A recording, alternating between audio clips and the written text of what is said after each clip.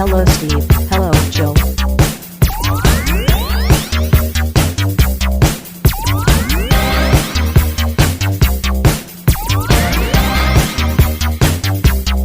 It's time to game Plushy. I'm picking up good vibrations, dude. She's giving me good vibrations. That's right. Good Vibrations.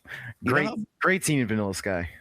You know how people talk about how they hate or they hate the fucking Eagles because of the Big Lebowski? Yeah, I fucking hate the Eagles, man. Yeah. Well, first of all, Eagles aren't a terrible band. Second of all, I fucking hate the Beach Boys, man. Yeah. I'm sorry, but they're grown-ass men who are just doing fancy versions of Barbershop Quartet. Yeah, isn't that the gimmick? Isn't that what beach music is? Fuck that shit, man. I mean, I like barbershop quartets. Yeah, Barbershop Quartet should be 4 old men in striped vests and straw hats. They need the pinstripe. Yeah, that's what I'm saying. That's what barbershop is. Don't give me no fucking Beach Boys. Actually, I know you haven't played this game, so there's no possible way you knew this. But so in BioShock Infinite, I have played BioShock Infinite. Oh, you have? Oh, okay. I'll say because they did the Beach Boys songs with a barbershop quartet, and it was perfect. Yeah, but also they did a bunch of songs that were like what they do with modern songs and what they do with older songs and trailers nowadays, which was where they slow it down and make it all serious, and people like jizz all over it, like, oh yeah, this song is so much better. Not for BioShock Infinite, but that trend is fucking annoying and happens too much.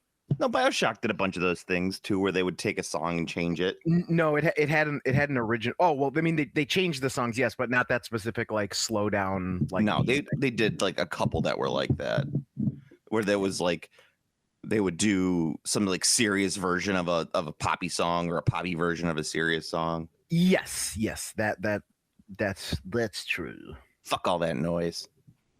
Whatever. As long as it sounds good, it's good. It's fine, whatever. Gamers have the worst taste in music known to mankind. Out of any people in the world, it's like you hear a gamer talk about music. I'm just like, oh. And I'm not always, but it's always something like I only listen to video game soundtracks, or I have an extensive collection of anime vinyls. It's like, oh god, there's not that many anime vinyls, believe it or not. There's a ton of them actually. Really? Yeah, that must be a new. Is that a new thing? I don't know, but you go to the disc replay over by us, and it's filled with them. That's got to be a bunch of. That's got to be new. I don't know. Are they? I don't know if there's a difference between like an anime movie or an anime TV series, and when they're doing it, because I don't recognize any of it. I mean, there's a huge like vinyl thing going on right now, anyway. So. It makes sense, yeah. I guess, because like everything is getting vinyls, like everything. Yeah, it's because it's the only music market that's making any money. Yeah, I'm not joking, and it's actually killing itself because it's making the product more unaffordable overall. Really? All right. So most of the because I know like fucking Has-Been Hotel has a vinyl. Like, yeah. Oh yeah, that's Has-Been Hotel has that weird crossover of anime fans and musical theater kids.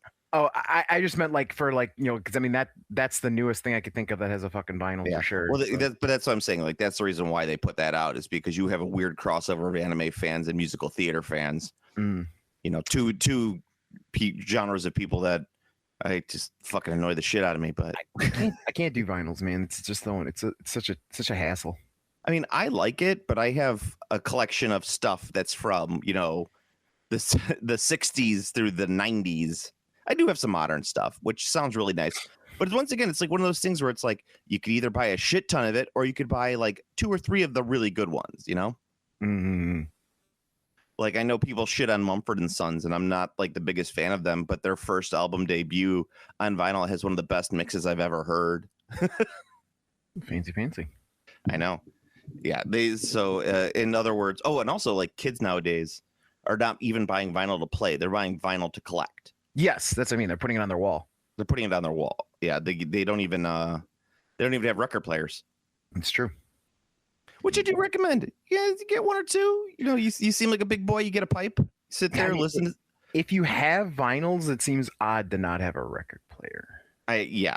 But I'm just saying, you could sit there, you put on your record, you sit there in your smoking jacket, you smoke your pipe, maybe drink a brandy, listening to Looking Glass song Brandy. You're a fine girl. I don't even know what that song is. There's a place on a western bay, and it serves 100 ships a day. I don't think I've ever heard that song. They said, Brandy, you're a fine girl. What a good wife you would be. But my life, my love, and my lady is the sea. You don't know that song? No, I don't think I know that song. I only. Is it Well, I like know that Wreck of song. the Edmund Fitzgerald? Or a classic Gordon Lightfoot banger. Oh shit! The gales of November have come early, Steve. Shit. Good stuff. The lake they call Gitchagumi. No, I actually, because I like that song so much, in a non-ironic way, I actually looked it up, and Lake Superior was called Gitchagumi, but you know what Lake Michigan was called by the Native Americans? What? Lake Michigumi, which is where we get the term Michigan. Oh, I was gonna say, was it Lake Bitchigan? No, it was Michigumi. All right, fair enough. I was like, oh, that's fun. I learned something from Gordon Lightfoot. Good old Gordo. I like Gumi candy. Yeah, Gumi, get your Gumi candy. What's your Gumi candy? We have to give something to the Canadians. They lost the gold medal in hockey, so that's. I know they're smarting from it. That was their plan to not get 1,000% tariffs. Yes. Well, you know what it's from? It's from them fucking cheating at curling. Yeah, it's true. Yeah, they fucking cheated at curling. They did. That dude touched it. Well, it's actually okay. So there was nothing in the real rule book saying that, but it was kind of like a gentleman's agreement. You're not supposed to touch the fucking stone, right? It's true. And then that guy had the balls to get up there and go, "I didn't touch the fucking stone." And the Swedish people are like, "No, he touched the stone." And they like showed the video. There's the picture of him touching this, like blatantly and obviously touching the stone. And the best thing is all the Canadians who are like going to come and defend it. There's no official rule saying you can't touch the stone after it's been released. And we call it a Saskatchewan boop. That's what we call it. A Saskatchewan boop. Yeah, Saskatchewan boop. Fucking Canadians. It's just a little boop, you know. And they're so mad that it was lost. I don't care about sports except for hockey, and they are sore that they lost in 3-on-3 overtime. Yeah, sore. Well, as I said, I didn't say it on this podcast, of course, because we don't talk sports, but I said, if the United States just manages to hold them out into overtime, the U.S. will beat them in 3-on-3 because the United States is faster on the ice. The Canadians got the finesse, the Canadians got the power, but the U.S. has got the speed, and speed is more important in 3-on-3. That's true. You called it there. Good stuff. And we did it 2 times. U.S. men's and U.S. women's. Yeah, the women's team the women's team fucking shellacked them though, if I remember correctly. No, they didn't shellack them. It was tied, and then they ended up winning in overtime. Was that it? Oh, okay. Yeah. I mean, it wasn't like a shellacking. The Canadians played very well, and the Canadians could have very well. And like, it's like that the Doctor Strange meme where he's like, I've seen 5,000 billion scenarios, and it only works in one. And that's very much what could have happened. The Canadians could have won in 5 billion different scenarios, but the U.S. ended up winning. But anyway, welcome to Game Classy. Yeah. The best worst gaming podcast where we talk about stuff that we just kind of looked up before we started podcasting. Yeah. So anyway, though, it's things I saw on my phone. It's things that I saw while I was pooping. Yeah. I have a lot to talk about today. Oh, do you? I do. I want to talk about a whole bunch of topics. I want to talk about the big news. Like, your favorite thing is that it's the hugest news ever, and it's only for Steve. The hugest Steve news ever. I'm ready. Is that Ultra Pro is doing gaming mats for Warhammer finally? Yeah, so I think that's big news for everyone who does Warhammer. Like honestly, is it news for everybody who Warhammers? I think. Well, I mean, if you play modern Warhammer, so if you play Sigmar or 40K, I really do. Like, I think it's kind of sick. So they did the relics reveal, right? Relics? Relick And my then- balls, and they Steve. showed all the shit there. Weta Workshop is gonna do a vampire. I mean, I think it's pretty obvious. I mean, I think it's pretty obviously Manfred von Karstein. Hey, you but- think it's Manfred? I think it's Manfred. I mean, maybe it's Vlad, but Bonded by I think it's Manfred because there's like it looks like he's got it because Manfred's got the giant fucking gorget, and it looks like that. Either there's a little thing at the bottom, and it looks like Manfred's gorget, but I guess it could be because it's black and white. It could be Vlad's collar because it's like the angle of it. It just doesn't because it's black and white. You can't tell if it's the gorget. If it had color, I could tell you exactly who it was. I think Manfred's a good guess. And they showed there's the wearable Space Marine helmet but anyway, yeah. So the highlights are definitely the Ultra Pro playmats, Yes. which are for Kill Team and Spearhead. Spearhead. Now the reason that's cool is because Ultra Pro, of all of the stuff they make, their playmats are excellent. That is like one of the best things that Ultra Pro makes. So if you want, and I'm thinking you're picking them up for just various, like minis gaming purposes, like having because the space it's a really good size for skirmish games in general. Yeah. So throwing it out there, like Arc World or like any other small skirmish thing, even for RPGs, like if you want a cool like. This is a very inexpensive way to get some dope looking, essentially, boards for any RPG you're running. Isn't it like 2 by like 2 foot by like 18 inches, like 24 inches by 18? I don't remember the exact size. Yeah, I don't know the size of these playmats exactly, but it should. Well, be you talk, like, I'll check. Yes, it should. I think it should be a 2 by 3. If I'm not mistaken, that should be the size. It should be 2 by 3. Which is a great size for like an 22 average. inches by 30 inches. Okay, so slightly under a 2 by 3. Yeah. Which is great. I mean, that's going to fit on a normal table. I don't know if these are all of them. I assume they're showing all of them, but they have 4 40K ones. There's an urban rubble. They've got the Mars rubble with like a lot of the red sandy thing, which is that actually, like, the coolest thing about that one is generic enough that I would argue you could use it for non-sci-fi as well, because it looks like something you could see in like Dark Sun or Planescape or something like that as well for D&D. You just got Planescape on the mind. I led with Dark Sun. It actually does really look like Dark Sun, but there's they're pretty sweet. There's nothing on the mat specifically that makes it like this is sci-fi, this is fantasy. The only complaint I have, which is a complaint that I have in general, just a lot of playmats, is they have the 40K logo and the Ultra Pro logo on the mat. But Steve, how could you know that it's my Warhammer Ultra Pro logo, my Ultra Pro mat? Yes, but one nice thing about that is you can very easily cover those with some 3-dimensional terrain, because you're still going to want to use 3D terrain, because none of these mats are going to replace putting terrain on there. They're to replace the baseboard. Say it right. Terrain? Trains. Oh, trains. Yes. Yeah, you're gonna put some trains on there. One of the cool things for Spearhead as well, it does have the built-in objectives on the mats for Spearhead. So if you're playing, like, you've got those things, because Spearhead has static objectives there's two types. There's 5 objectives, and there's one where it's like very evenly spread, and then there's one where you kind of have like 2 in your deployment zone, 2 in the enemy deployment zone. It's more of like a take and hold. But yeah, so those are sweet.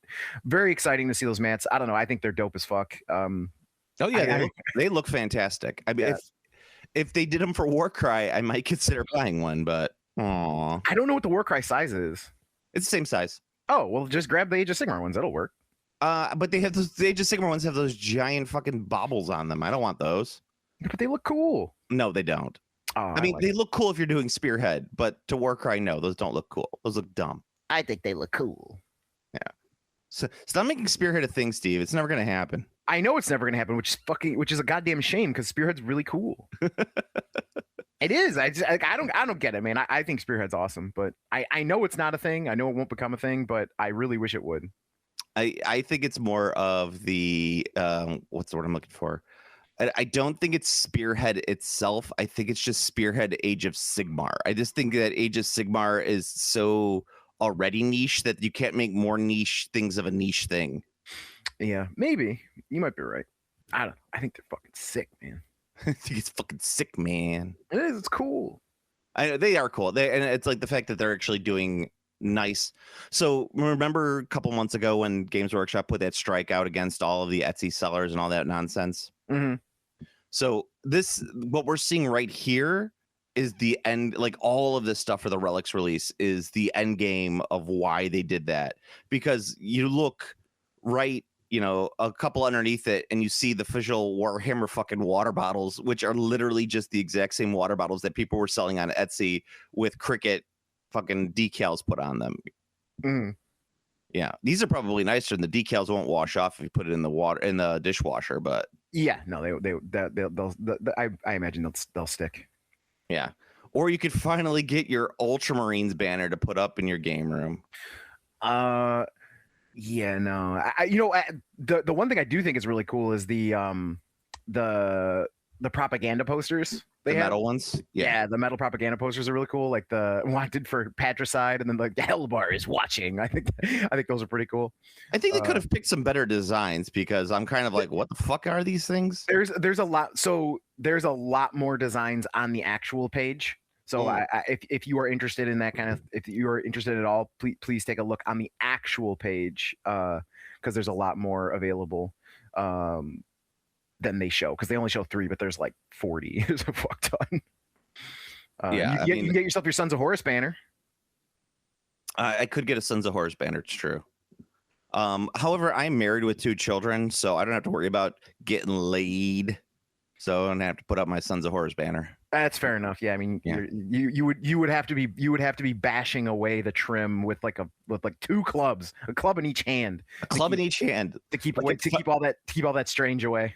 Yeah, it's like like that guy beating off all those crabs. That's right. Except it's just women trying to throw themselves at you because of your My Sons of Horus poster. Your Sons of Horus banner. Yeah. Oh God, get him away from me. Yeah, honestly though, I've been noticed a trend. Warhammer is slowly becoming a hot girly game.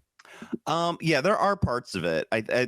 It's definitely making inroads in the 40K arena. Yeah, I was saying 40K specifically. Because I've been noticing. I'm like, wait a minute. This is another hot girl into 40K. What the fuck's going on? What the fuck is happening?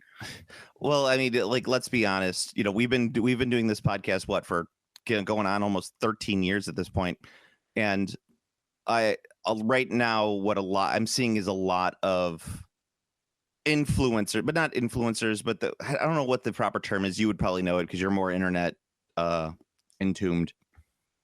But it's the girls who like, look at what I painted, and then the girl is obviously using being a girl to get hits on it. That's not what I'm talking about. I'm not talking about click farmers. I don't know. I know what you're talking about, but I'm saying a lot of people are seeing click farm or whatever. I guess click farmers, is that what it's called? Click farmers. Yeah, click farmers.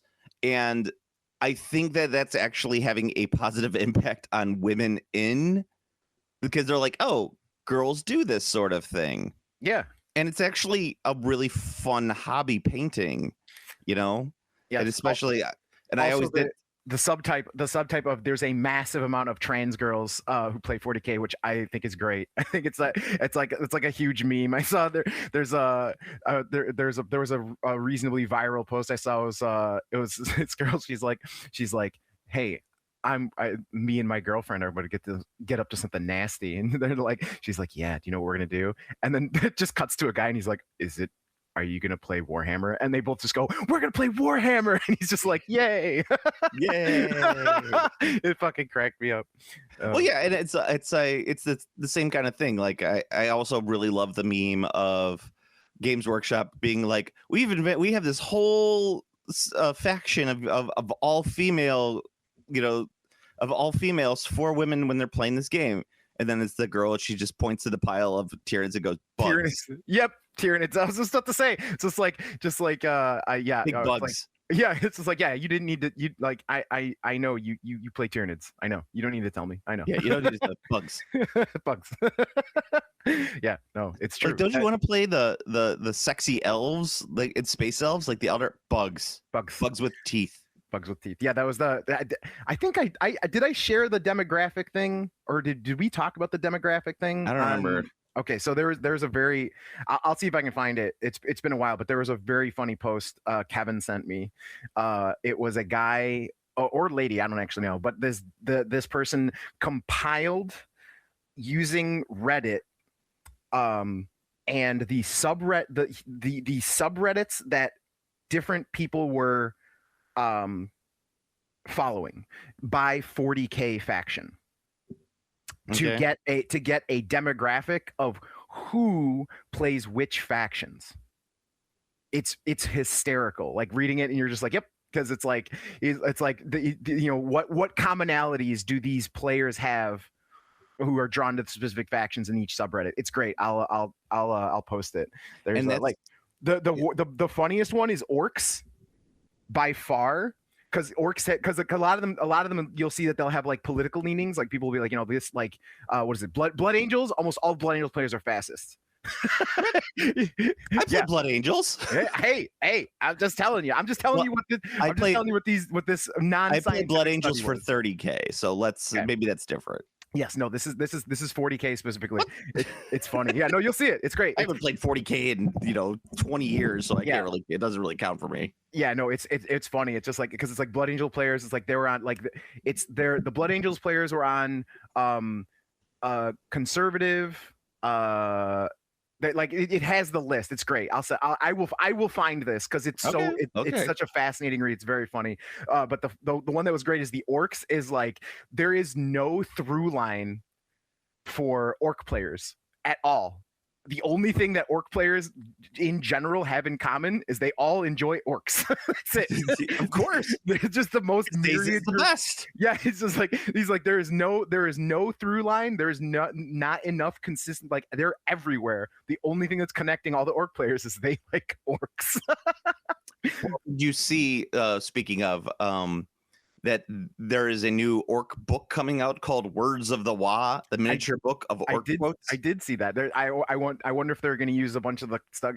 I've seen this guy going around on Facebook who's just like he's going to be part of the Amazon show, I guess. Okay. But like this motherfucker just sounds like an orc, like in like a really like insane fucking way. Like he just has an orc voice. Well, here we go, Steve. Here's our pledge because we'll reach out to Henry Cavill, because I know he secretly listens to the show. Yeah, hello, Mr. Cavill. Thanks for your support. Yeah, I mean, we appreciate what you did with the Witcher. It was wonderful, and I really liked you in The Man from U.N.C.L.E. But what we would like is me and Steve to be able to guest voice as orcs on your Warhammer show. I would also settle for a grot. A grot, yeah. I could be an orc. You could be a grot. Yeah, either way, it's fine. Yeah. Or if I get to pick, I want to be a what's a mech boy, the one who does the weird tech, the one who does the weird tech. Yeah. If I could pick anything, I'd like to be a Mechanicus. In all honesty, though. Okay. Goes and just talk like this the entire time. You gotta be a little. Oh no! Just like that. I like it. Yeah. Oh no! Flash. Oi, give me that grot. Oi, that's me leg. Oi, that's me leg. Oi, that's me leg. It better be the top #1 quote from the orcs. I love it. Oi, that's me leg. Oi, that's me leg. What were we talking about? Oh yeah, players. Yeah, with it. Yeah, I could see orc players just being like orc players. I always wish orcs were good for more than like 2 weeks. Orcs are so here's the thing about orcs though, they're always fun. Yes, they're always fun. You are correct. Orcs are always fun. Like if you make a list that looks like an appropriate orc army, you will have a fun time playing, even if you win or lose, because the orcs are, they have goofy shit, which is fun to use. I 100% would buy, and I have said this before, I'm not buying any more Games Workshop like games, but if they brought back Gorka Morka, I'd play the fuck out of Gorka Morka. Gorka Morka would be sick. Yeah, I really want to do fucking an ONG army for Old World, but I haven't decided how I want to let it spin out yet. I have my ONG army. I'm good with it. Yeah, because the thing that's really cool about the ONG in Old World so far is like they have their two like their armies of infamy are very specific, so they're like a real choice if you want to make them, because it's the trolls and what's the other one? all cav.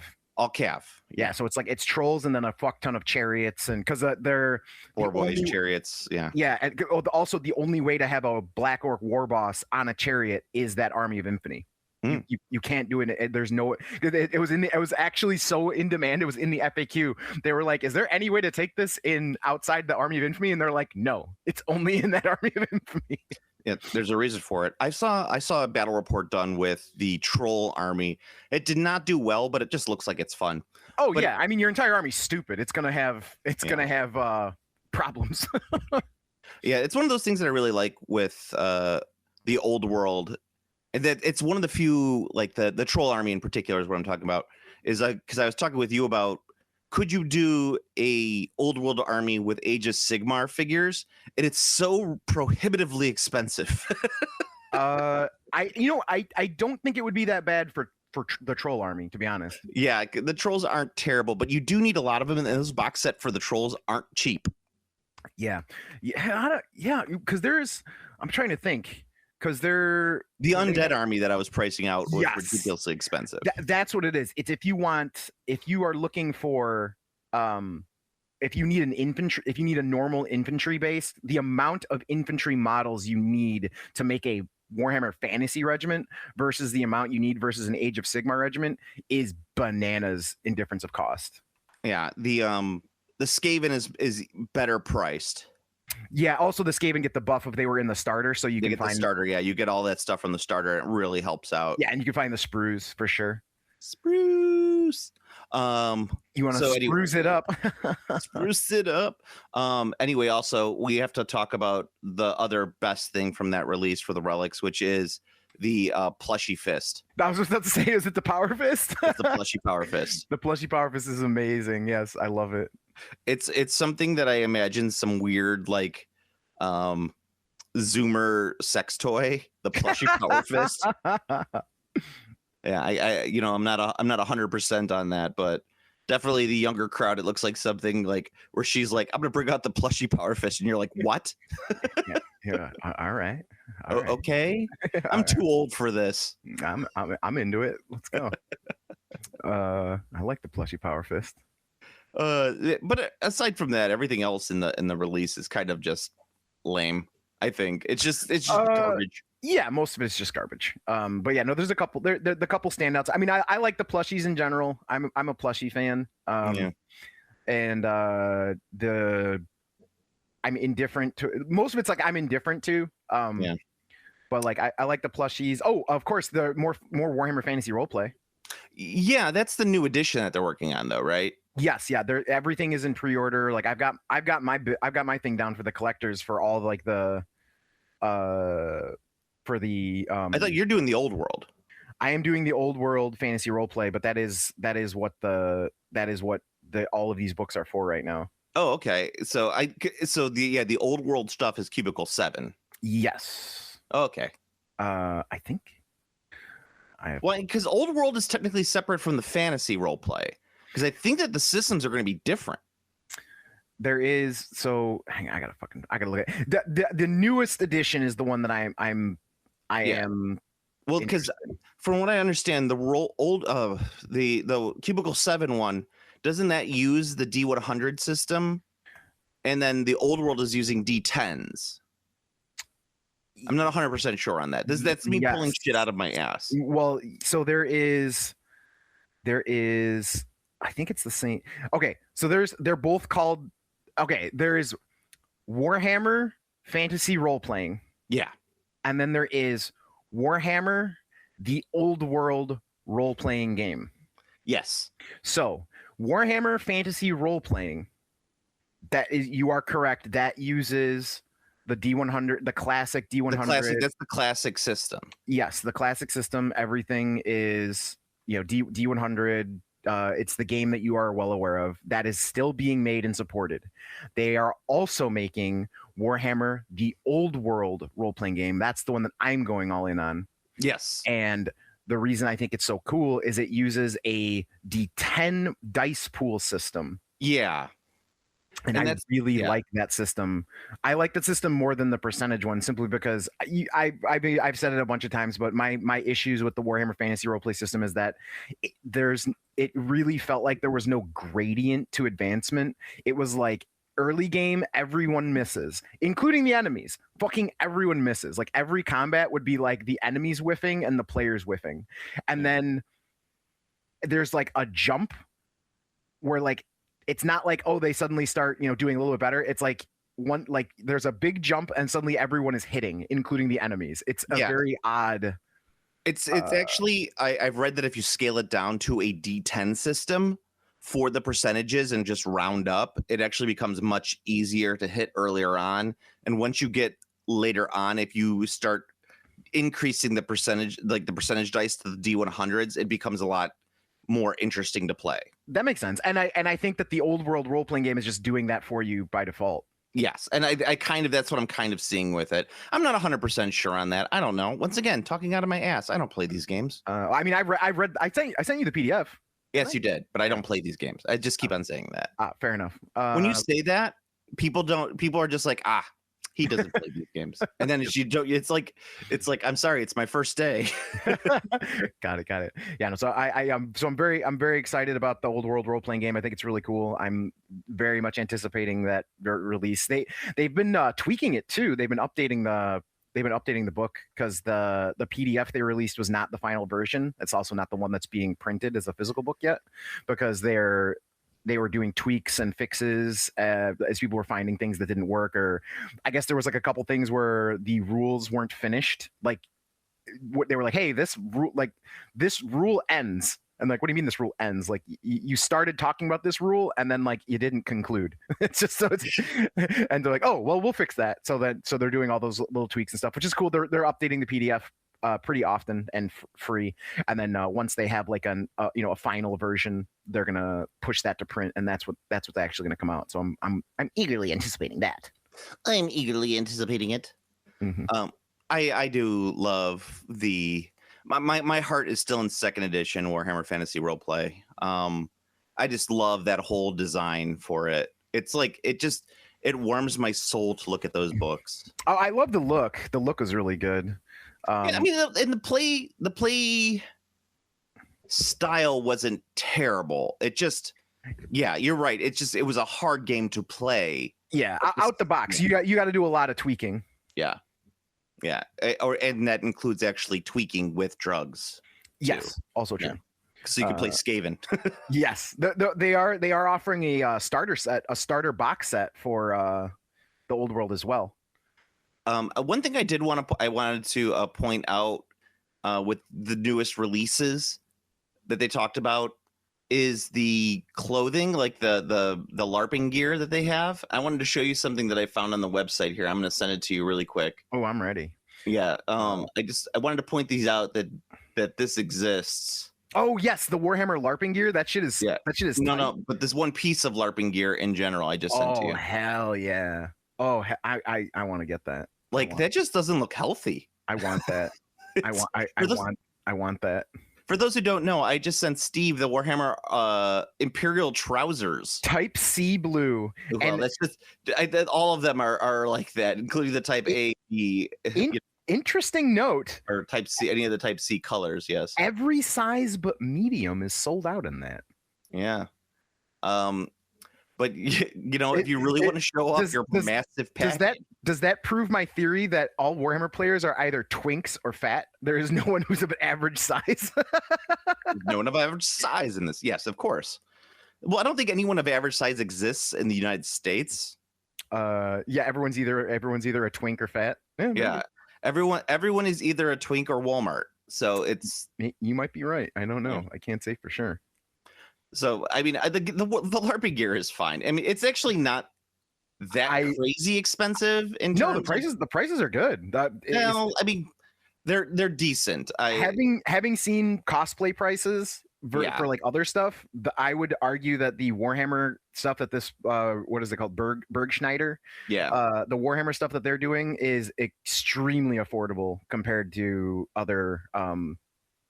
Well, I mean, Imperial Armory is the one I know for mostly for LARPing stuff. I really wanted the foam Galmaraz, but it was sold out. Aw. Yeah, I was upset. I think it's called Imperial Armory. It's damn it. Now I can't. It's gonna be too hard to find. But yeah, there's a. The McFarlane toys look fucking dope as shit too. Yeah, I mean, yeah, they're toys though. Yeah, I know they're toys, but they look nice. They look. The one thing that's really nice about the Space Marine toys. Epic Armory was the name of the place. Epic Armory, okay, is because the way Space Marines are, the way Space Marines look, like the way that like Space Marines physically look is they work really well with toys because the joints on toys just work because they look like the fucking joints of their power armor. Joints of the power armor. So they're not weird. Because I mean that was always that was like there was a series of Conan figures that I was like those are pretty cool, but like I don't know, the joints look really weird because it's like Conan's, like you can see the joint where his elbow is and where his knee is, and I'm just kind of like Dun. Bum, bum, bum, bum, bum, bum, bum, bum, bum, bum, bum, Bum, bum, bum, bum, bum, bum, bum, bum, bum, bum, bum, bum, bum. So I did want to go back to, so I'm looking at the Warhammer Relics site versus the Epic Armory. Epic Armory is kind of like they're like the Walmart of LARPing gear, and it's not because it's cheap. It's not because it's cheaply made. It's just because this is probably the most mainstream place that you could buy LARPing gear. Ubiquitous stuff. A nice sword, like a standard medium sword for LARPing gear from Epic Armory, generally costs probably around $90 to $100. Some of them are much more expensive. They go upwards of like to $170 and shit like that. Damn. Their bastard sword is $138. So like, I think the Galmaraz was $200. Yeah, well, the Galmaraz is something special, so let's not look at Galmaraz. Well, it's also really, really fucking big. Yeah, and so one of their standard swords from this Bergschneider is $130. So it's pretty comparable in price for the two. So like a bastard sword, $138. Here on the Bergschneider, it's $139. So it's not much different. A standard, I guess it would really depend on the length of the sword, because some of them are fairly cheap, and especially if we don't want to go. I got a pretty huge foam Flamberge for $180, and it's pretty fucking big. But it all depends on like what you're looking for. I think this website is dedicated for all those Russians who really like to do Warhammer LARPing. Yeah, it's also got a bunch of D&D stuff. It does have a bunch of D&D stuff. Yeah. The I like their stuff. It's real nice. Like I like stuff like their tunics and things like that. Yeah, they look nice, and they have cool. You can get the barbarian outfit that looks like fur and stuff, and it's not fur, and it's also not a bajillion dollars. It's only $80. I'm going as I went as a barbarian berserker once to the Renaissance Fair, and now I'm banned. Oh, yeah, it's because you didn't have pants on. Well, I had to be historically accurate. It's fair. It's fair. What, they want me to wear pants as a berserker? What are you, nuts? They don't let you come back. They don't let you come back. Yeah, I'd like to go as a wizard, but I think I would fucking melt in the heat because it's always a million fucking degrees when I know it's the Ren Fair. It's the worst thing in the world that the fact that our Ren Fair, which is considered one of the best in the United States, has to take place in between July and August. Yeah, it's like just peak heat. It's so bad. And it's not even the heat; it's the fucking humidity. Oh yeah, absolutely. I last year when I went, it was actually pretty decent, but it rained like so torrential for like at least a good 45 minutes that it like it all of the hair product I had in my hair like went into my eyes, and my eyes turned bright red because of how awful it was. I kind of want to go as an orc. Oi, there's a guy who goes as an orc. I've seen him there. Nice. There's also a corn guy. I've seen corn guy there a couple times. I saw some cool cosplay when I was there last. I don't remember too much because I was on so many drugs, so I could do the car ride. Oh yeah. So yeah, that didn't go great. But like when I got there, it was all right. I was at like 70%.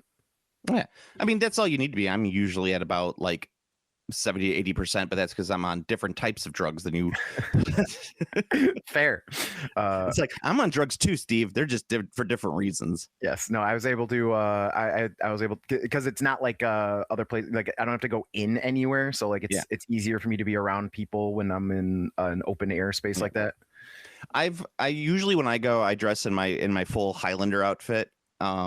So I have the kilt on, which generally helps a lot with the heat too. Mm-hmm. Even though it's a giant wool kilt, it just because it's open and I'm not wearing underwear, it generally feels nice. Fair.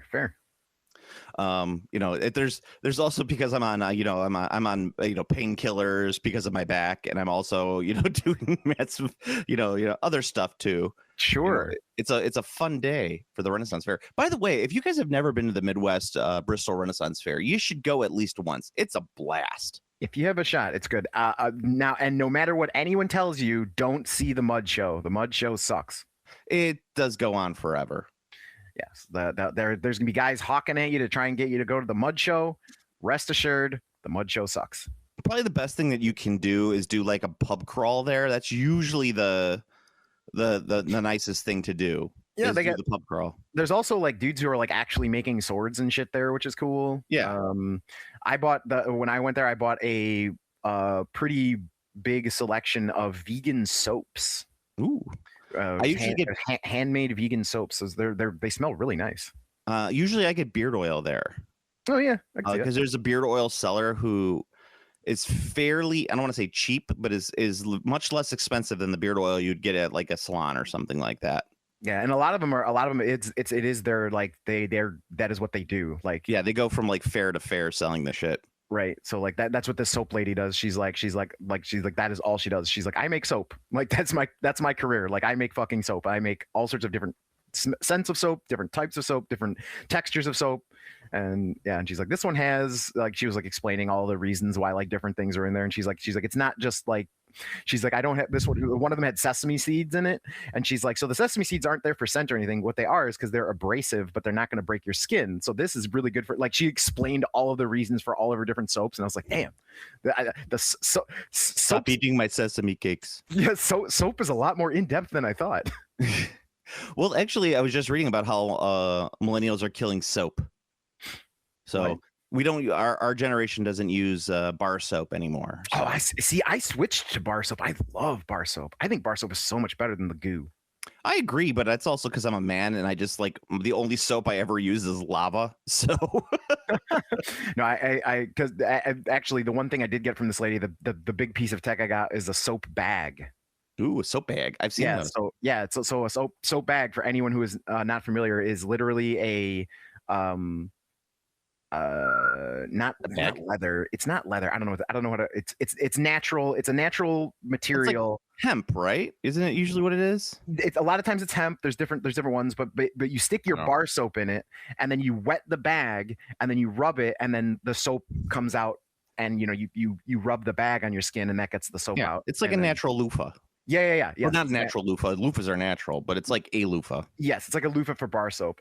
Great. Yeah, fantastic stuff. Yeah. All right. So we talked a lot about exfoliates. Yeah. We've talked a lot about the relic stuff. So what else you got? All right. So other than the relic stuff, what was I talking about? Oh, did you? Oh, go ahead. I was gonna say we also have to talk about the Cathay stuff, but anyway, go on. Did you see the Foes of Middle Earth board game? Foes of Middle Earth? Is that like a noodle shop that you set up in Mordor? No. Get it? Because of pho?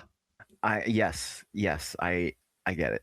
By the way, I understand that it's not an English word, but I hate that the word is pho.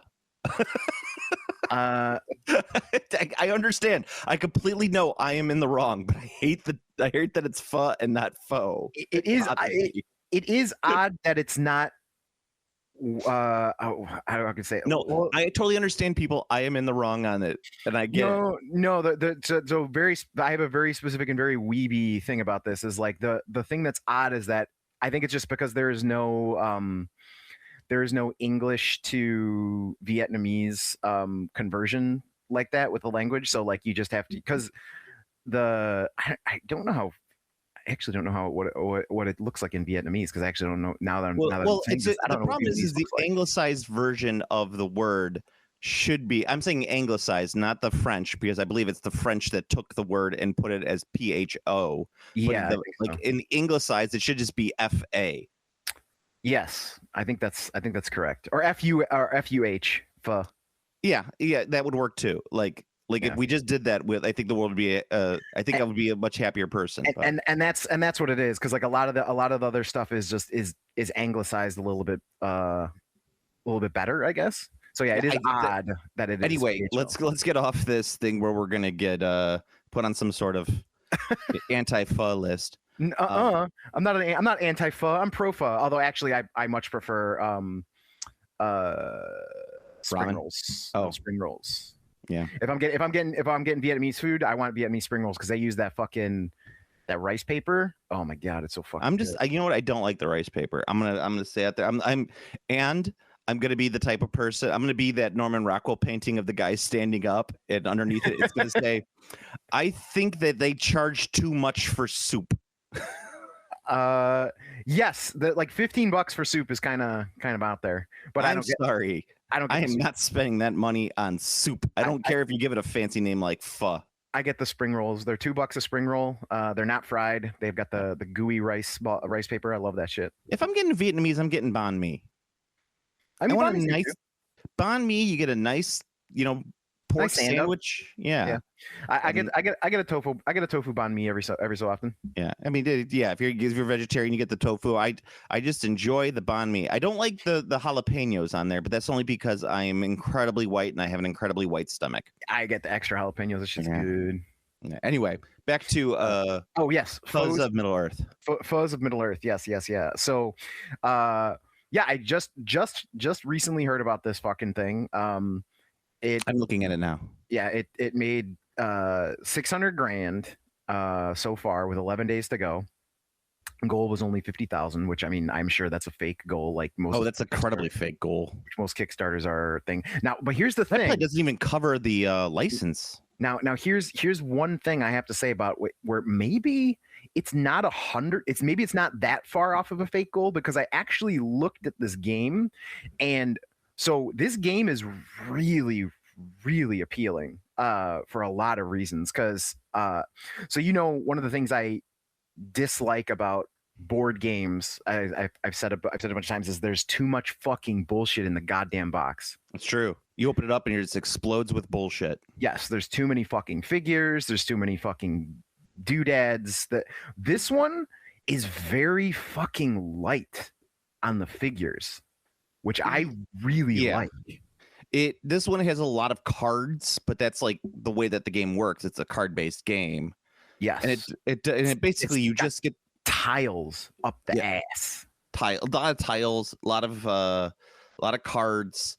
There's not a shit ton of figures. There's a decent amount of figures. There's a good amount of figures, but it's not anywhere near the level that like. If you tell me this is if you're telling me, oh, I got this dungeon crawl board game, like I'm immediately thinking like, oh, there's gonna be a fucking 100 guys in there. Yeah. This does not have that. This actually looks like it is a straight up encounter based board game.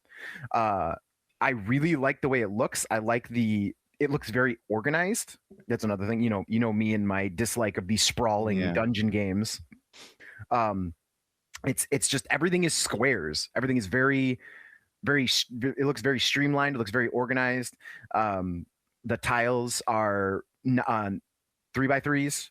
So every tile is a 3x3, and you lay the tiles down, and then the bosses. So every encounter appears to lead up to an impressive boss figure, like the Balrog.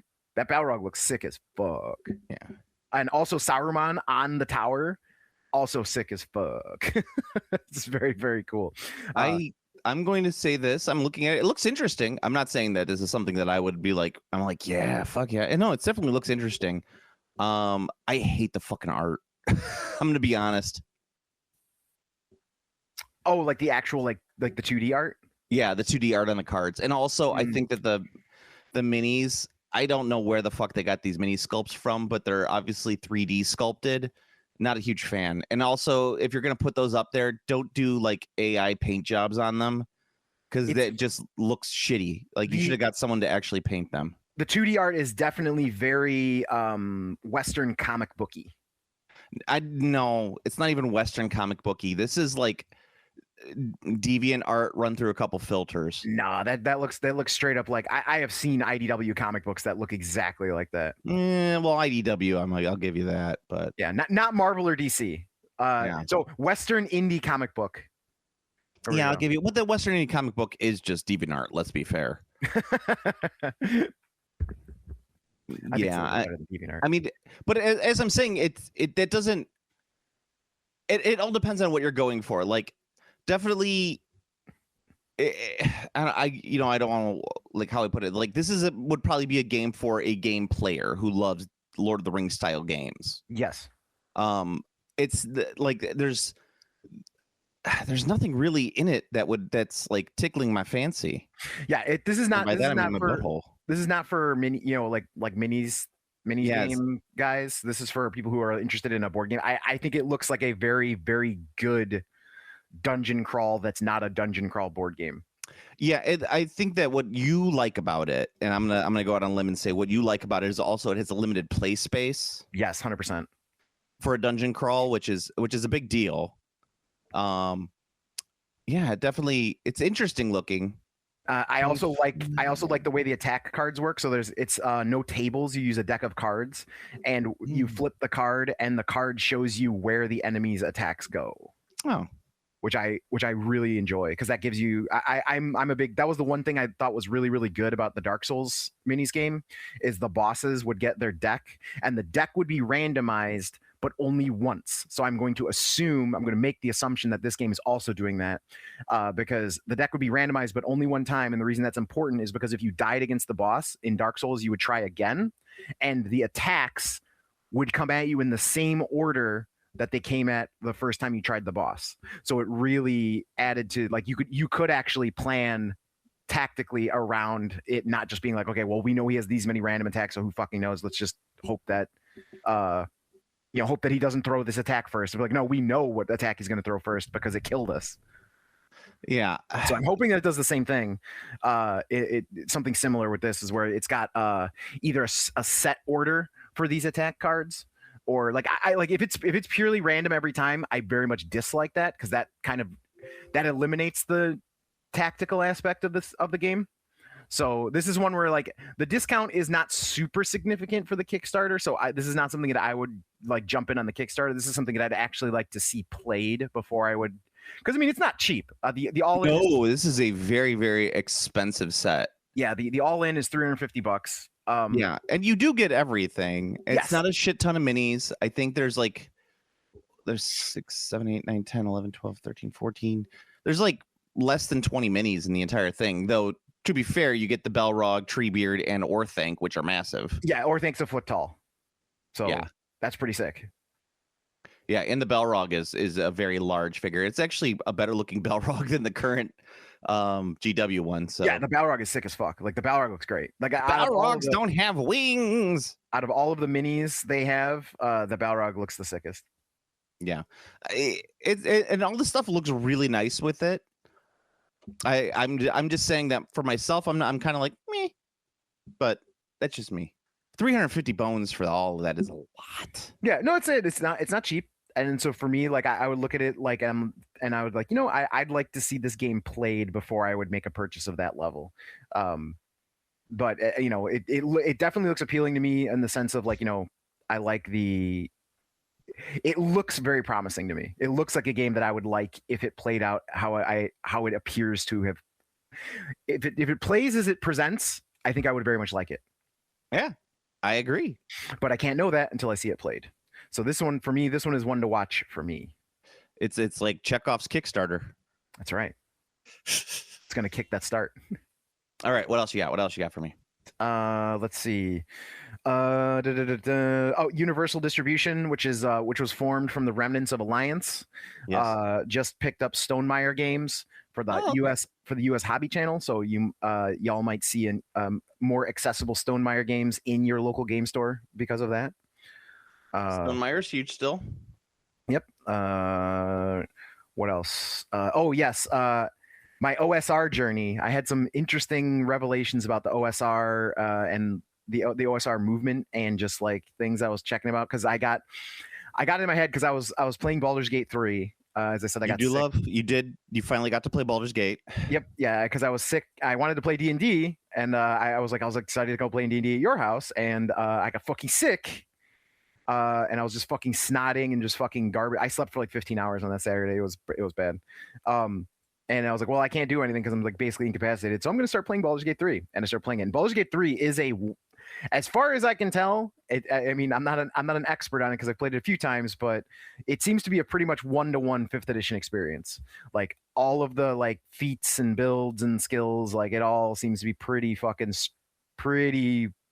damn 5th edition, right? Like everything about it's got advantage. It's got, all of the classes, your builds, your your feats, everything that is in 5th edition seems to be converted faithfully to Baldur's Gate 3. That's what everybody says. Everybody says it's the D&D experience without all the other players. Yes, it really does seem like a Baldur's Gate. It really does seem like a Dungeons and Dragons simulator. Yeah, there's only a few things that I know are specifically tweaked that are not that are a little too. They're like the things that are not perfect conversions are things that I would say are only the like apex munchkins are gonna care about. Like in like haste in Baldur's Gate 3 is like really strong. Haste might be too strong in Baldur's Gate. Like haste is already a good spell in 5th edition. I think haste is stronger in Baldur's Gate 3 than it is in 5th edition. So that's the thing. But also, there's push and pulls in that because like Baldur's Gate 3 also limits you to 4 player characters. So there's something we said was like, yeah, they want to make haste stronger because you can't have the force multiplier of adding a 5th or a 6th player to your group. So haste giving you a straight up just extra action, basically turning a character into 2 characters for the most part.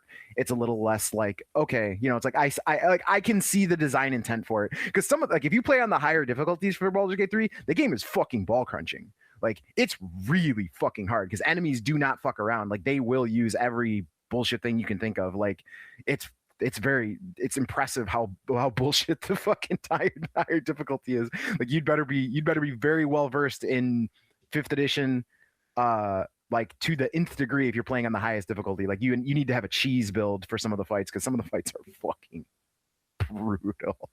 Cheese build. Yeah, there's some fights that are just fucking nasty. It's as I've and I told you this. It's like I've wanted to play that for a while, and I just can't play video games anymore. I don't have the time or the patience. The nice thing I can say about it is that BG3 is a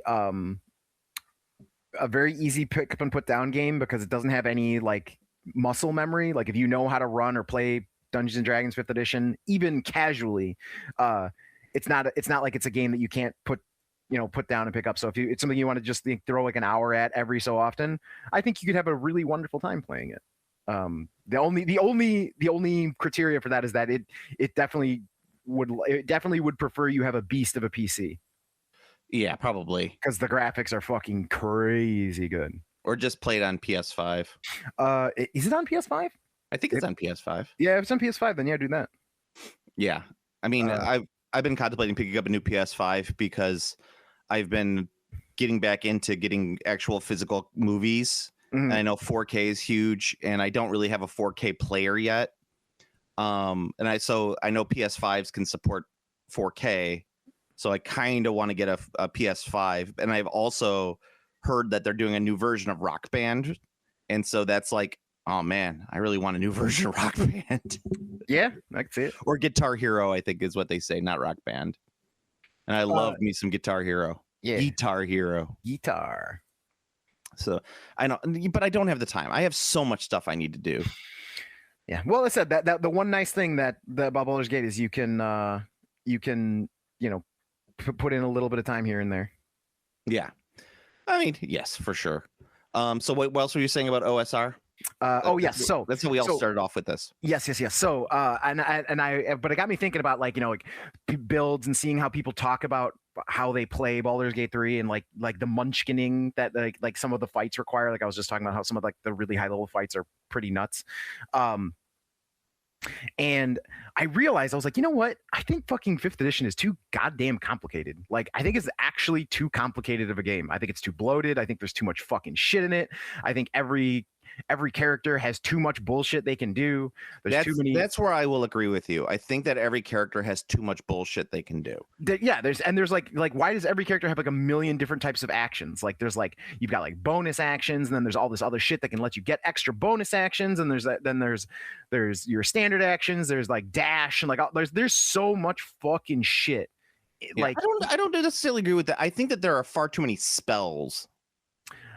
There's too many things that a character can do during their turn. There's just too much shit. Like the fact that you have just the basic class features where it's like dash, push, disengage, fucking shove.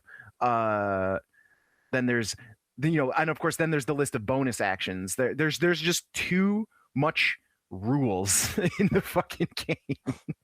And I was like, you know what edition I think was really, really good? Fucking 2nd edition. Second edition advanced D&D. I think that edition had less bullshit going on than 5th edition. And then I was thinking about it, and I was like, yeah, like maybe I'm gonna look at this. And I started looking around, and you know me, I like OSR stuff. And yes, I was wondering, I was like, I wonder, because I know there's a shit ton of like not necessarily reskins, but like reduxes of 1st edition Dungeons and Dragons. Yeah. And then also advanced Dungeons and Dragons. So yes, not advanced. Not advanced 2E, but advanced. Not advanced 2E, advanced Dungeons and Dragons. Yes. And I was wondering, I was like, why is there so little for 2E? Like specifically, because 2E was, I would say, like out, until the advent of 3rd and less and 3.5, of course, which is just still more 3rd. There like 2E kind of was exceedingly prolific, right? Like all of the realms and multiverse stuff that you know of that you like in Dungeons and Dragons, basically all that shit came from 2nd edition, unless you're an Eberron stan. Like Eberron, as far as I know, the only new plane that has come out and actually mattered for any intents and purposes is Eberron, and that came in 3rd. But other than that, everything else was AD&D 2nd edition. Everything, fucking everything. Faerun, Forgotten Realms, Dragonlance, Al-Qadim, Planescape.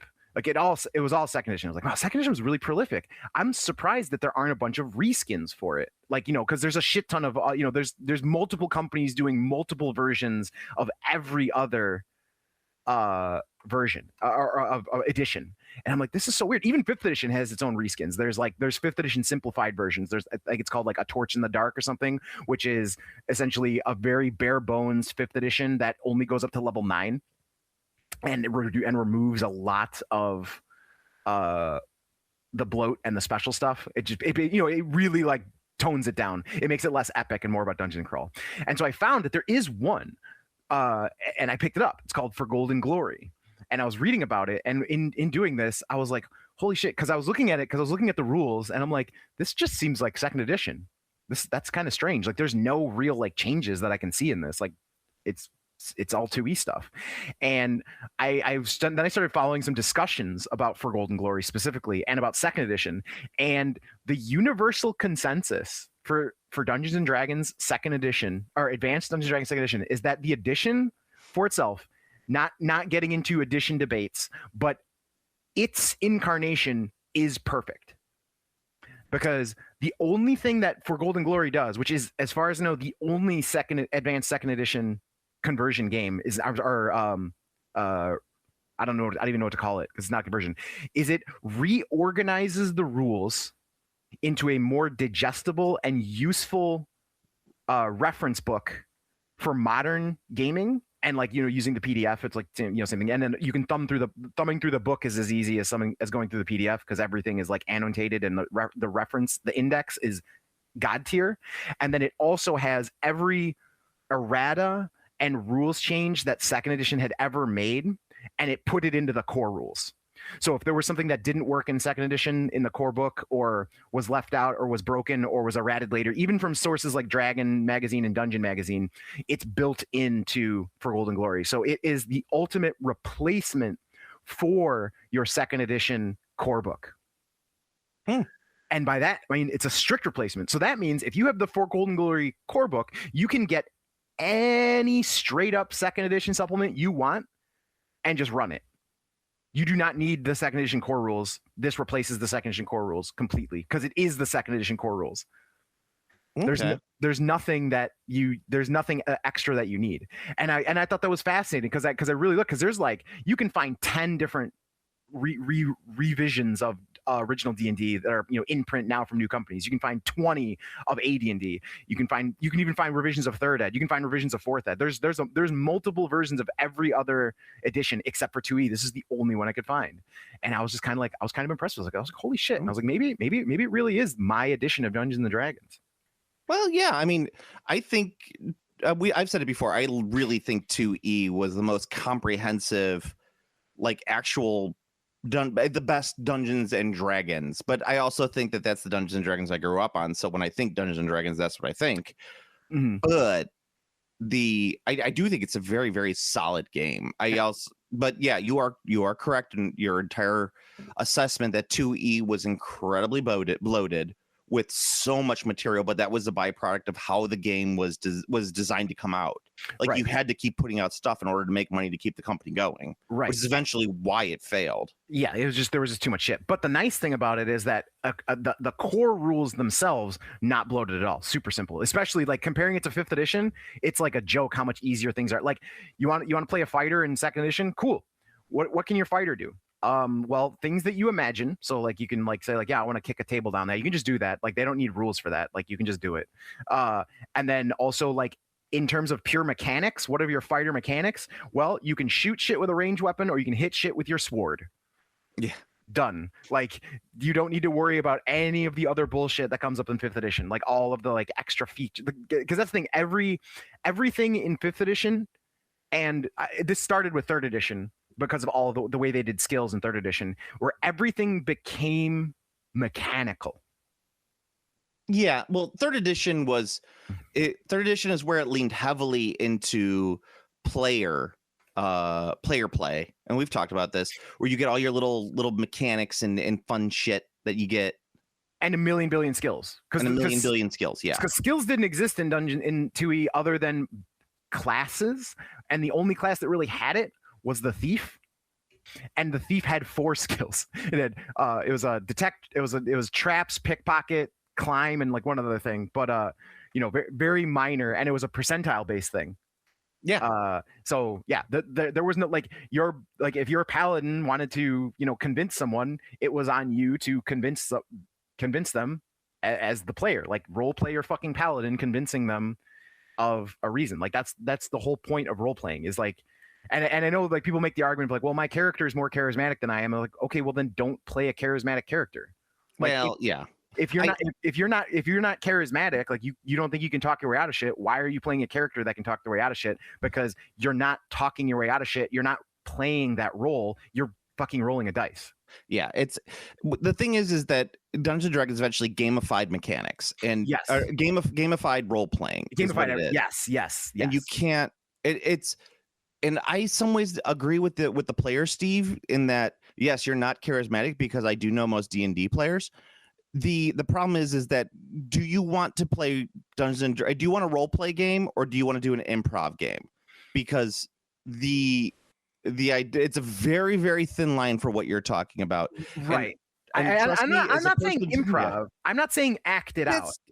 That's kind of close to what you're saying. Give me. Well, so here's the thing. So if you want to convince someone of something, like, I don't need you to convince me as a human. Like, I don't need you to like give me a performance and give me that. But what I mean when I say like convince is like for example, I don't know, like say you're talking to a cleric of Bane, right? Like the tyrant god, and you want to convince him of something, right?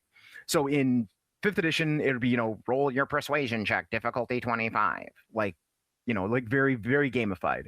But if if I'm saying I want you as the player to convince him, I don't need you to give me an acting performance that is like going to sway my actual heart. I need you to come up with a in-game use that's going to. So like, let's say this guy, he cares about his daughter Estelle or whatever, and like he very much cares about how his daughter Estelle perceives him.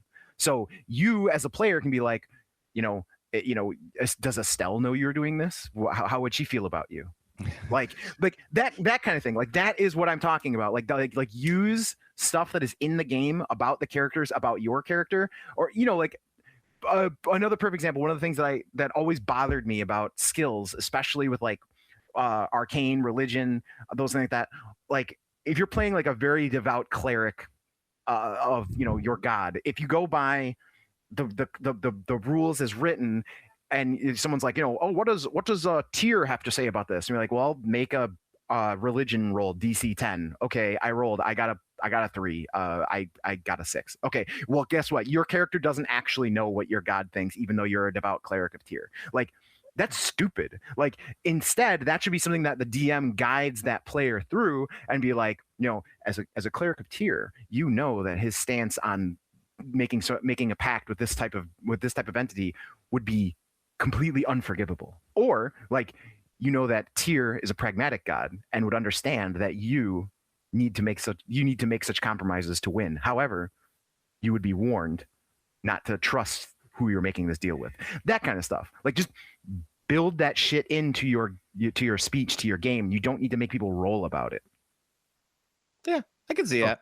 So that's my rant. Like, and that's what I'm saying. When I say like convince me, I don't mean like give me an improv with your your flourish and all that, because that's not what I'm talking about. I think that's an unreasonable expectation to have of just any play group, because people are not necessarily going to be skilled at acting, which is fine. But what I mean is convince, like give the character an in-game reason why that character would be convinced, rather than just being like, I'm rolling a persuasion. You know what I mean? And if you do a cool job role playing, the one thing I will use that I do think the best rule from 5th edition, bar none, and it's not close, is the advantage and disadvantage system.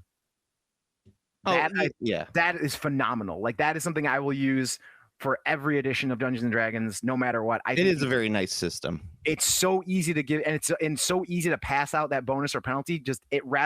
You can take out a lot of thought for like there's no like charts, no measurements, nothing you need. You're be like, yeah, your dude's out of range. He's got disadvantage on his attack. Like the easiest fucking shit. Like oh yeah, you snuck up on him. You have advantage on the attack. Like that's great. Like use it in every edition. It's fantastic. So that's what I would do if someone was trying to, if someone convinced someone of something in the game, then I would be like, okay, cool. Now you have an advantage, or this guy's got advantage fighting alongside you now because you've convinced him so well. No, and then what did you buy? You bought yourself of the box set of Planescape? I did. I got the print on demand Planescape box set. You love Planescape? I'm very excited to see what it is, because I don't really know, because from what I understand, it's going to be a hardcover that has every single thing from the box set printed into the book, and it also came with a PDF. So for handouts and stuff, I can just print those separately. But I'm very excited to see what it looks like, because this is a new thing. It's print on demand. It's from Drive-Thru RPG, but it is official WotC product. So I am interested to see the quality and the resolution on the printing. Yeah, I've heard good things about the print on demand stuff. Not great, but good. I've heard it feels not. That some of the binding feels cheap. Okay. Yeah. So but I don't know how that's specifically going to look on your end. Most of what I've heard is reprints of older material, like booklets, not necessarily box sets, because I do know that the Planescape was originally a box set. Got it. Yeah. So who knows? We'll see. Yeah. But very excited about Planescape. I am looking forward to it very much. All right, let's hit the Cathay release that the Games Workshop has previewed, the new Cathay models that are coming out. The peasants, some gunners, some shooters, some wizards. everyone was up in arms, including myself, that the peasant spearmen got always strike first. But it wasn't necessarily a rules-based upset for most people. It was more of a lore-based upset. Like, how can these peasants have a spear and always strike first when you have, high elf spearmen who've trained their entire lives and, martial warriors, and they don't have it. Right. It's only on the enemy charge, and it's only weapon skill 2, so they're not going to be doing too much damage. I think I told you that if you had like a block of, what do they say, like a 7-man frontage, you'd only get like 3 guaranteed wounds. Yeah. It's like on average, you'd put out 3 wounds. Yeah. And it's so even though putting out 3 wounds, not necessarily a bad thing, but on a charge, if an enemy's charging his elite chaos cav at you, that's going to suck. Yeah, absolutely.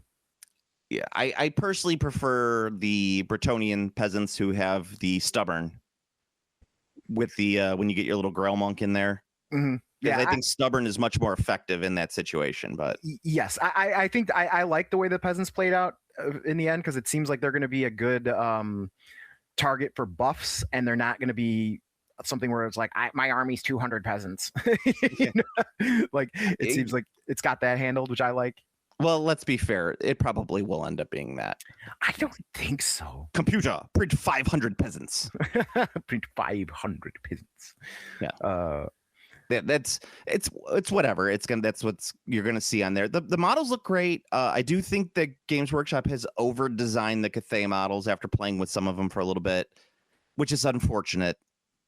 The funny thing is the newer Marauders, and seeing them up close, not over designed. There is some over designing on them. There's some of the gubbins and gewgaws on the figures, little over designed. However, the majority of them are not. I still think it was a mistake putting them on 30 mil bases, but that's just me.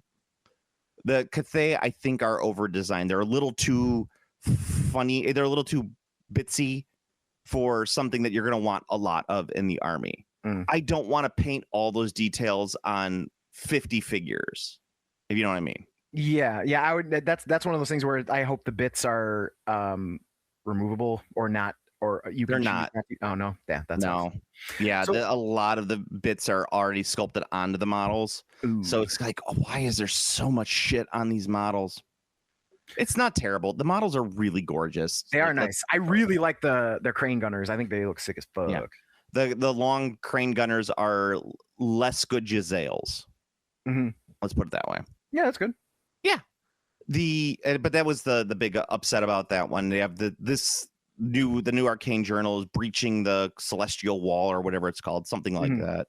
Well, I mean, this is all leading up to the first Great War against Chaos. Yes, which is, I think I had told you about it before, is that the end game is going to be the Great War of Chaos, probably next year around this time. I think Kislev is probably going to be released around Christmas with, Siege of Prague and stuff like that.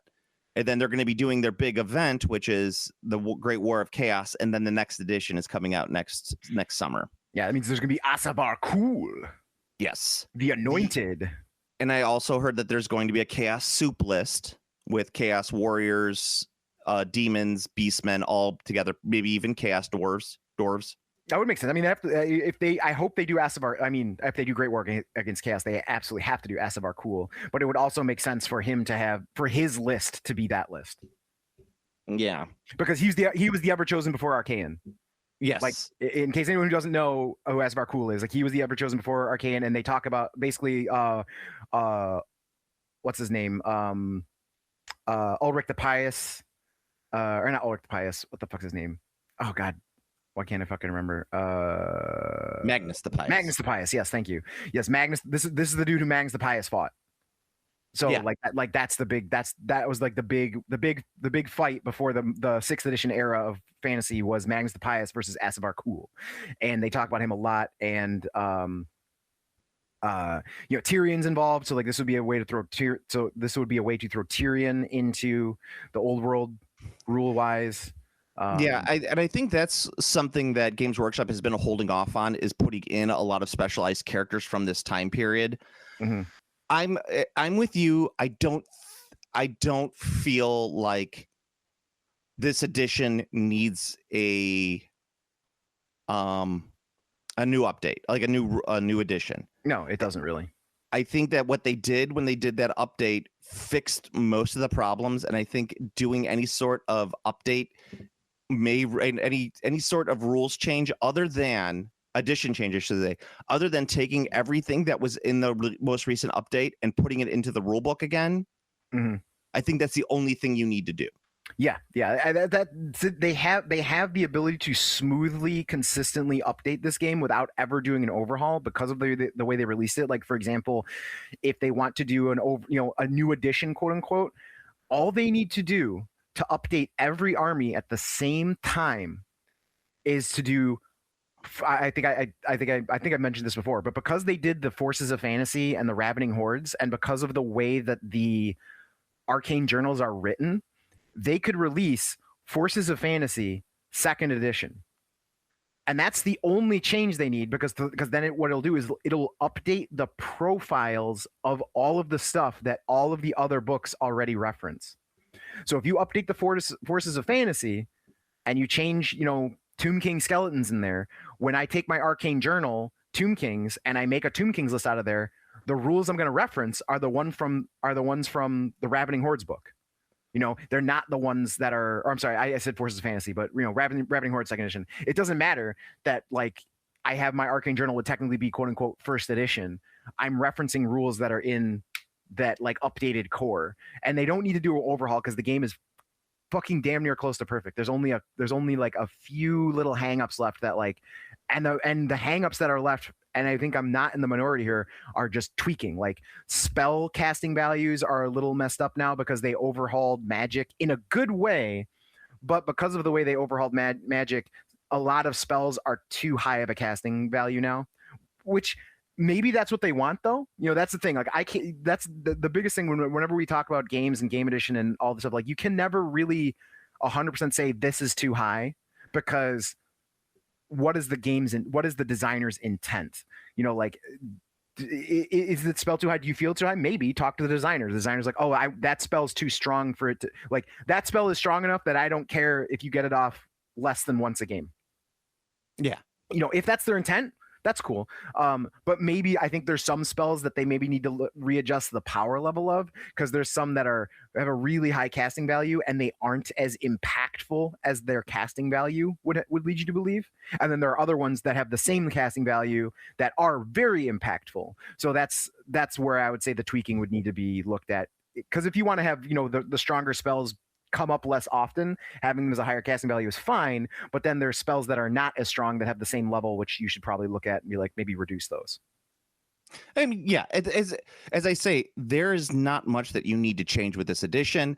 I would approve of an edition change if it was more of, hey, look, now we're doing the new world, like we always talk about. Like that's our ideal situation where it's like, okay, we have the old world. Next edition is going to be the new world, where it's basically everything is the same, except in the new world, it mostly focuses on dark elves, Skaven, lizardmen, all of those places that are not Vampire Coast. Because it makes the most, because doing vampires as Vampire Coast also makes the most sense in keeping them separate from their Soulblight, their precious Soulblight Gravelords in Age of Sigmar. Yeah, and then demons, so because you have the Chaos Wastes up there, you have the Dark Elves, you have Lizardmen, you have Skaven, you have Vampire Coast, and those are all the unreleased armies.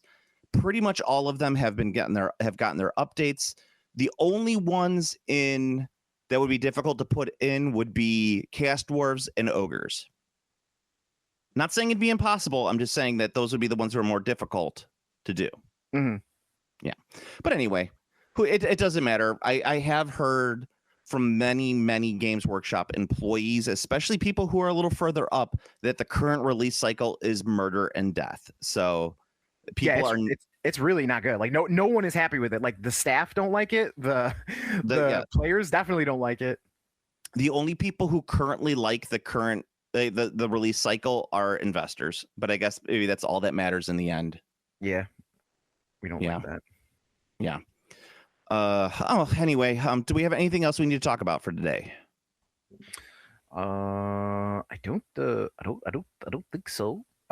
One last note. As talking about D&D, D&D Beyond is getting a complete overhaul. Oh, from the ground up, good. like a straight up overhaul. So, interested to see what becomes of that. It looks like they're doing some shit. So we'll see. No, that's good. Yeah, I mean, it's all speculation. Like the only thing that they've said is, the failed project. Obviously the failed project sigil is a thing. Yeah. As I said, I'm sorry that my review cost some people their jobs. I know. Yes. It was all your review, Steve. All your review. I know. I feel bad about it. I'm sorry. But yes, I mean, like that's the thing. Like you have to figure D&D Beyond needs to catch up to Roll20, which is bad. Like catching up to Roll20 is like a very low fucking bar. Oh yeah, Roll20 is horrible. Yeah, but it's like the best thing that's available.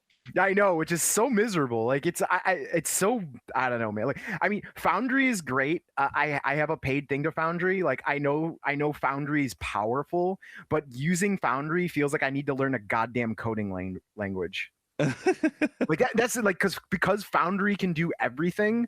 It's so difficult for like essentially a layman such as myself to use, because like, and every person I know every person who like extols the praises of Foundry.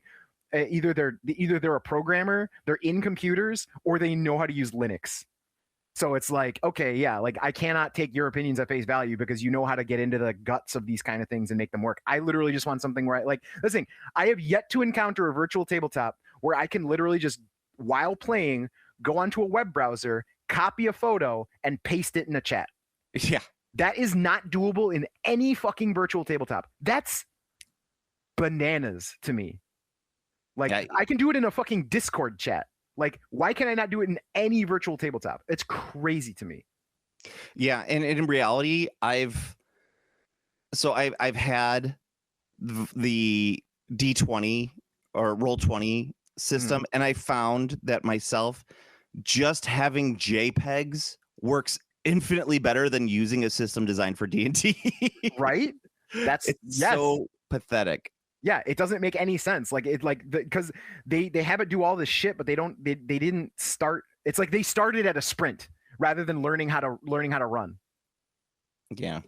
So it's like they can sprint, I guess, but like, what about people who just want to walk? Oh no, we don't allow walkers here. It's like, oh, okay. By the way, I don't know if you saw, but Discord is holding off on their age verification for a while. I did see that. Yeah, they got. Well, it didn't help that immediately after they announced it, and everyone was already like pissed and canceling their Discord nitros.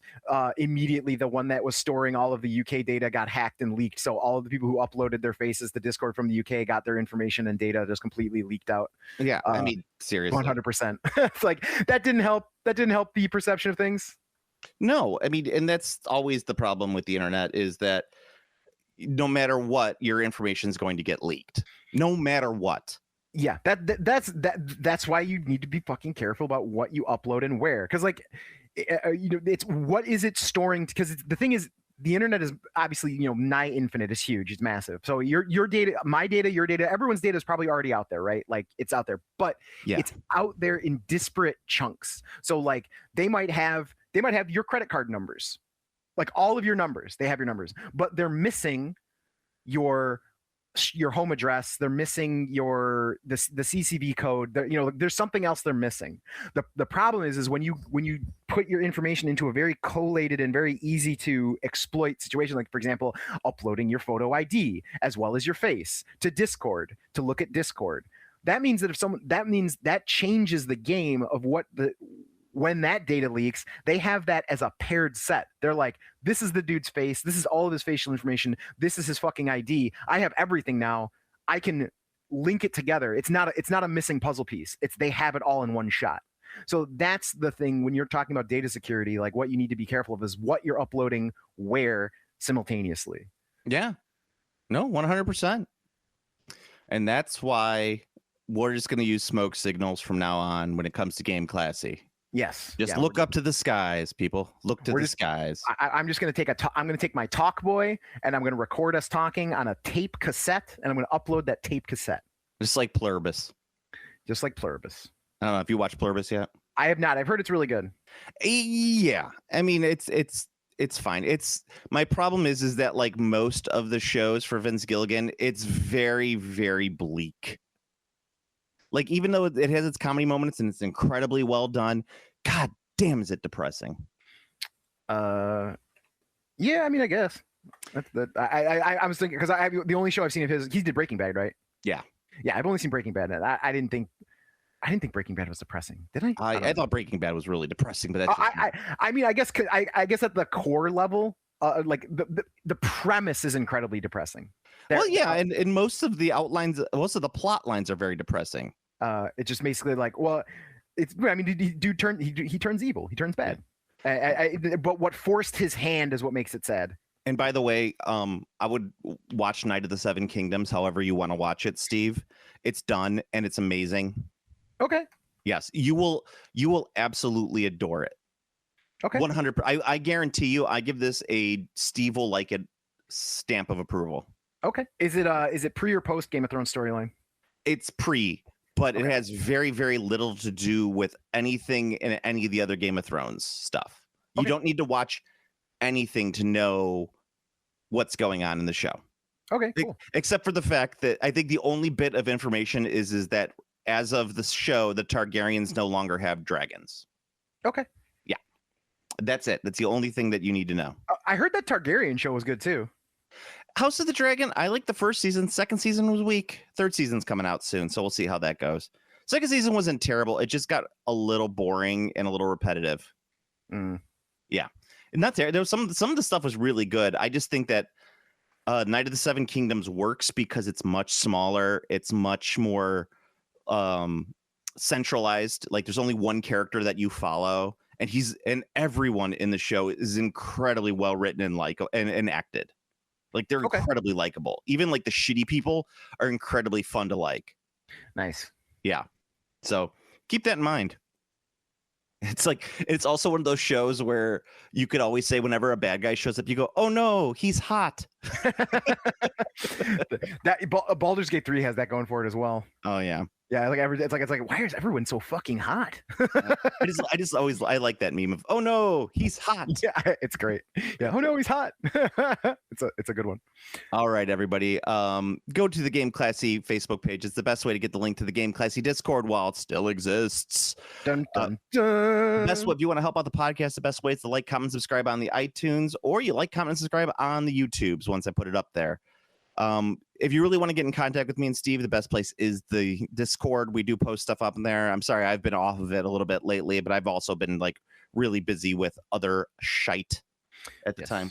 I post a little bit on there, but yeah, I also did some OPSEC cleanup just as a heads up, if in case anyone's ever wondering why like channels suddenly disappear and all the content is gone. It's just good habit to clean up your internet presence every now and then. And if you aren't doing that, maybe you should consider doing it. Exactly. I did want to point out that I'm doing this show right now out in the burbs, and I'm doing a play, and I have to do a British accent for it. And I did have a dialect coach come in, this very wonderful British lady, and she said that my British accent's very good. Damn. Yeah. I'm just doing a very, upper middle class received accent, nothing too fancy, but she does say that I do it really well. The only problem is that my A's hit really hard every once in a while when I'm not paying attention. So yeah, I know. I could probably do it with some training. Like my problem with all my accents, other than the Russian, which is very easy. The Russian is different. You can always stay in Russian. It's a very simple accent to keep. I don't know why. It's just so simple. No, you're hitting Romanian, Steve. Whatever. Come on, get out of here. I'm like, you're turning into Dracula. But like, come on, it's Slavic. But the Slavic accent's easy to stay in, but like, it's hard to stay in the like. Sometimes you go to Australian, like, it's hard to like do those and maintain them, and it's just hard. Yeah, I mean, it's easy if you have a script. It's hard if you're trying to do it improv. That's the difficulty. Yeah, maybe that's what it is. Yeah, no, I've been told that, but I've also, like, the entire time I'm doing it, I'm like, the show takes place in northern UK around like Liverpool. I'm like, can I do a Liverpool accent? And they go, no, do not do a Liverpool accent, Joe. I'm like, why not? I'm just going to talk like the Beatles the entire time. Talk like Ringo. Talk like Ringo. Oh, look, I made a song. It's about an octopus. Oh, in England we do have French fries, but here we call them chips. We call them chips. Good old Simpsons. Yes. But yeah, so to all our UK listeners, I'm doing you guys proud with at least doing a decent English accent with maybe a little bit of a Chicago A in it. So, Huzzah. well, that's what she said. She goes, "You're doing fine. It's just that you sometimes hit your A's a little hard, but I can't blame you because you're from Chicago, and everyone from Chicago hits their A's hard." So, Yeah. all right. So until next time, Steve. Give Baldur's Gate 3 a try. I mean, I would if I had any time in the world to do it. If you get your PS5, do it. I will. All right. All right. Later. Later. Game Plushy.